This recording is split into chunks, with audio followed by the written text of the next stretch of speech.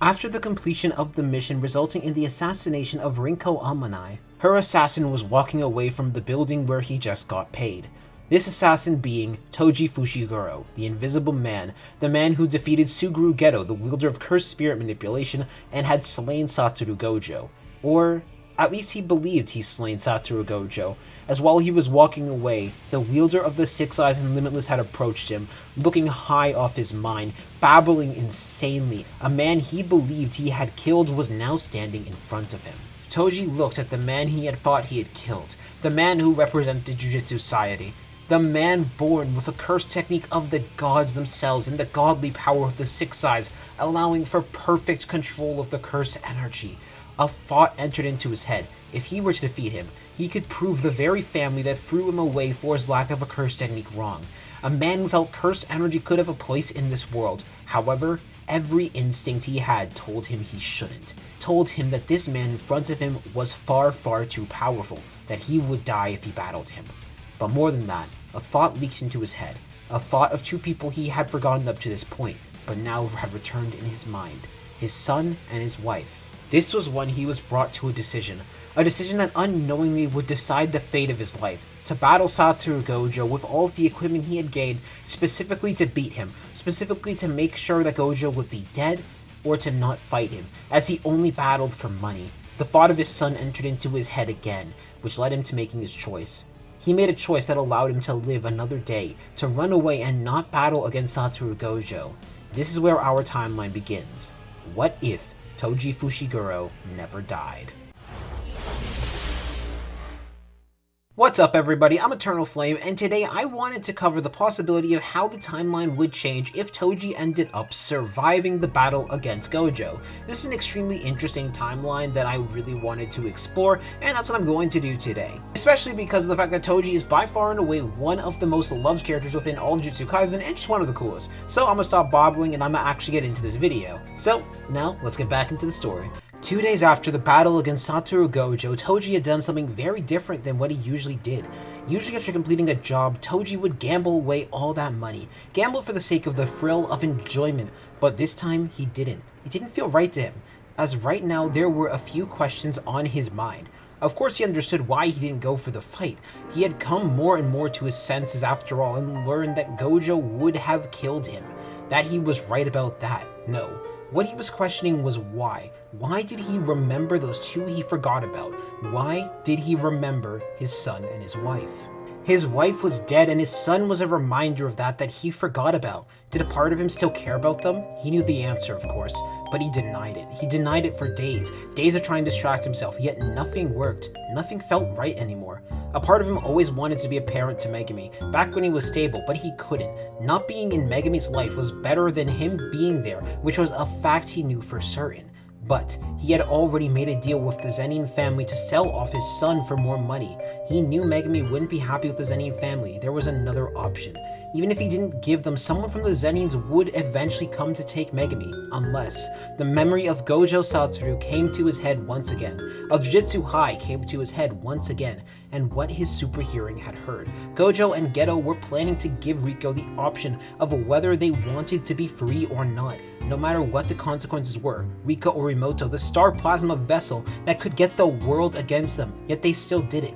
Jujutsu High was the key, the answer, but there was no way in hell he could just approach Gojo to give him Megumi. Not after what had happened. Gojo would definitely want revenge in his mind.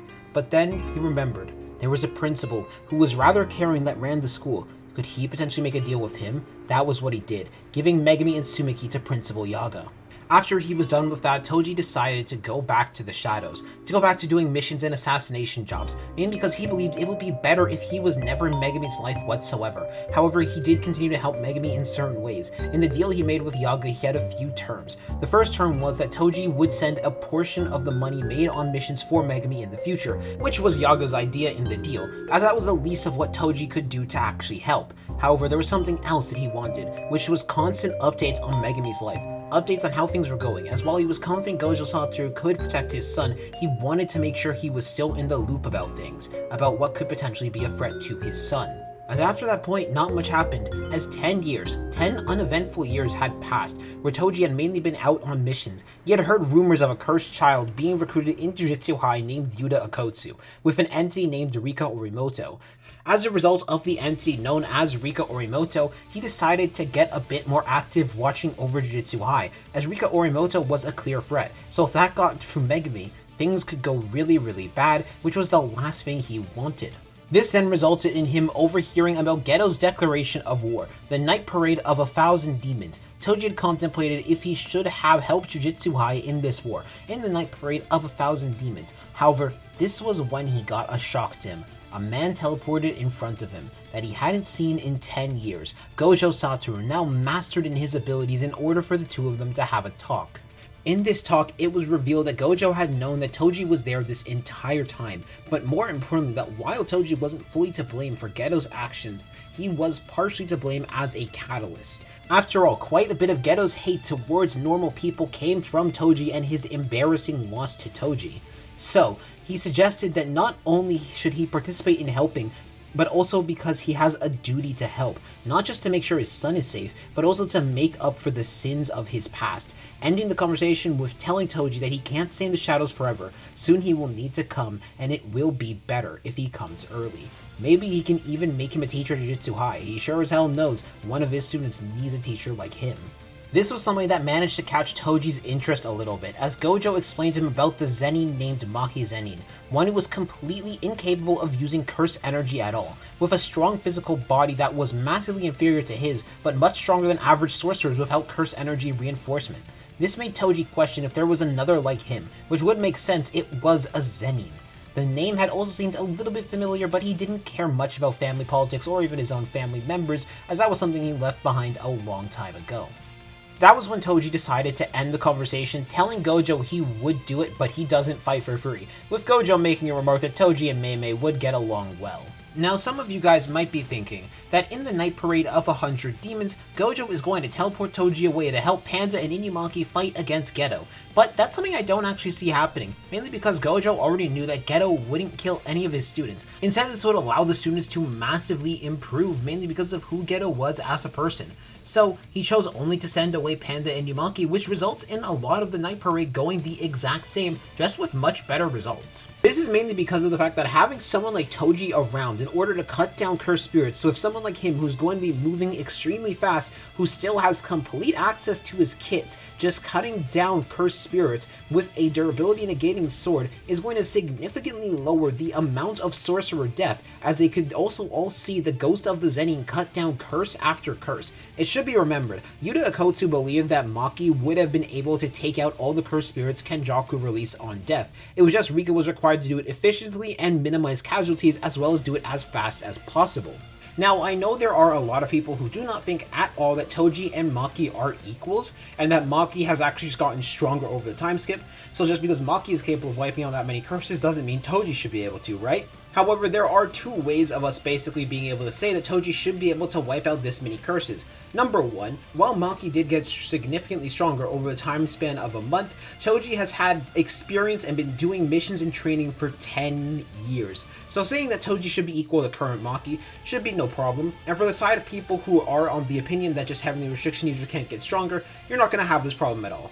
And while I am of the opinion that heavenly restriction users can get stronger, for the sake of this video and the series itself, I'm going to say that heavenly restriction users cannot get stronger. This is mainly because I don't want to deal with the problem that is Toji, that is potentially trained and done missions for 10 years, and trying to scale where he would actually be, which I think is an absolute nightmare. So just saying that heavenly restriction users cannot get stronger, and just Toji managed to remain that level of strength, is the better way to approach it for this series.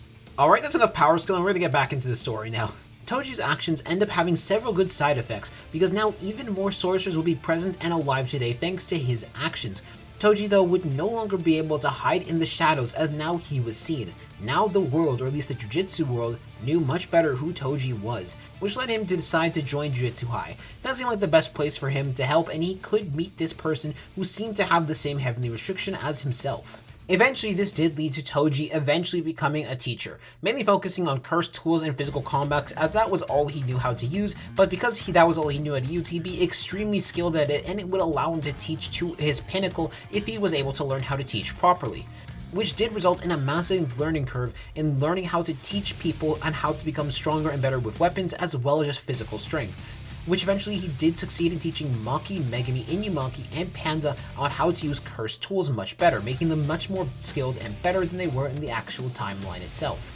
However, there was something much more important than him simply becoming a teacher, because through him becoming a teacher, he was able to meet Megumi, but more importantly, he chose to never tell Megumi that he was his father, just pretending to be some random teacher who was good with physical strength and weapon abilities.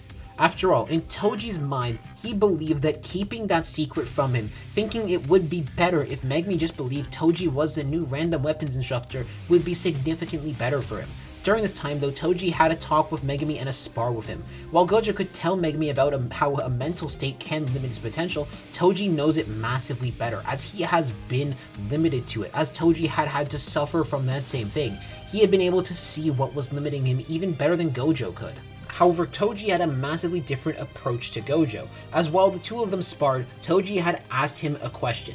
While in any battle could be solved through summoning Mahoraga, what happens if you have allies that you also get killed by Mahoraga? Should other people's lives be dragged down with you cause you were too much of a coward to change yourself? These were words not just to Megumi but to Toji himself. During the time that had passed, Toji had figured out that he was a coward that abandoned his family because of his own grief, looking for ways to distract himself rather than better himself, a trait he saw in his son. As well, of course, Megumi was constantly trying to train and better himself. He was too reliant on his final option, too reliant on summoning Mahoraga in case he went wrong, limiting himself and instead thinking to himself no matter how weak he was, he always had the option to summon Mahoraga. These were the right words that needed to be said to Megumi alongside Gojo's words that had already been previously said. With Gojo's words that were useful, they had made Megumi focus on himself and never really disprove that Mahoraga was the answer. That was the thing that needed to be disproven. However, Toji's words with Gojo's words in combination allowed Megumi to see the mental block that was holding himself back, the reliance that he would be able to solve any problem at the cost of his own life, the part of himself that was a coward, afraid to put confidence in himself to change rather than just relying on Mahoraga. Megumi needed to have faith in himself. He needed to have faith in himself to evolve. And with a little imagination and a strong foundation in their spar, Megumi had awakened his domain expansion, which Toji was proud he could help, proud that his life experience and reflection allowed him to get Megumi off the path, resulting in Megumi getting much stronger than he was at the start of the series, having a domain expansion already, albeit one that needs buildings to be used as a barrier that he couldn't use for long periods of time yet. Which a few days after this spar, Megumi had ended up going on a mission, which Toji would soon hear the result about after, but this result shocked him to his very core, because the result of this mission was the strongest sorcerer of the Heian era had been reincarnated. Ryomen Sukuna had been reincarnated in a boy named Yuji Itadori, and while Megumi is stronger in this timeline, Megumi in canon chose to not summon Nue or Orochi, which he had at that time, to try and take out the curse, so I believe this timeline would go similar where Yuji would eat the finger. However, that's where I'm going to leave you guys on a little bit of a cliffhanger for what happens next and how Toji being alive affects the actual series of Jujutsu Kaisen. For this first video, I want this to basically be a prequel and how he affects everything from the time that he decides to live all the way up until the time right before JJK actually starts. So I want to know what you guys think about this what if in the comment section down below. Do you like what happened to Toji? Do you like Toji's development in this story? Or do you think this is what would happen? Or do you guys think that Toji would just be a drunken gambling freak that would waste the rest of his days? I want to hear what y'all think on this what if in the comment section down below. I'm gonna see y'all later. Peace out. Have a good day.